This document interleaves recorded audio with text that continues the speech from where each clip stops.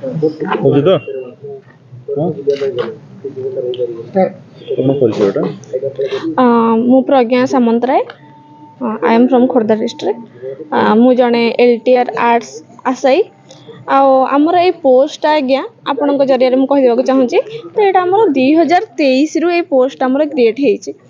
ଏଇଟା ଏବେ 2026 ହେଇସାରିଲାଣି, ଯେଉଁଟାକି ଏପର୍ଯ୍ୟନ୍ତ ଏ ପୋଷ୍ଟଟା ପୂରଣ ହେଇପାରୁନାହିଁ। ସରକାର କ'ଣ ପାଇଁ ଏସବୁ ଜିନିଷରେ ଚୁପ୍ ରହିଛନ୍ତି, ତାଙ୍କର ନୀରବତାର କାରଣ ବି ଆମେମାନେ ଜାଣିପାରୁନୁ।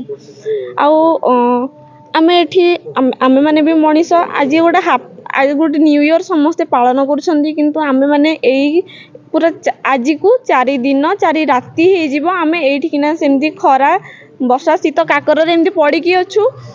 ରାତି ରାତି ଶୋଇ ବି ପାରୁନୁ। ଆମେ ଯାଇକି 5 ଟଙ୍କିଆ ଆହାର ଖାଉଛୁ, ତଥାପି ତାଙ୍କର ଗେଟ୍ ସେ ତାଲା ପକେଇକି ରଖିଛନ୍ତି। ଆଉ ଆସିକି ଗୋଟେ ତାଙ୍କର ମାନବିକତା ବୋଲି କିଛି ଗୋଟେ ଜିନିଷ ଆଉ ବାକି ରହିଯାଇନି। ଆଉ ଆମକୁ ବହୁତ କଷ୍ଟ ଲାଗୁଛି କି ଆମେ କୁକୁର ମାଙ୍କଡ଼ଠୁ ବି ହୀନ ହେଇସାରିଛୁ। ଆଉ ପଛପଟ ଗେଟ୍ ଦେଇକି ସେମାନେ ବାହାରି ଯାଉଛନ୍ତି, କିନ୍ତୁ ଆମକୁ ଆଡ଼ ଆଖିରେ ଚାହୁଁ ବି ନାହାନ୍ତି।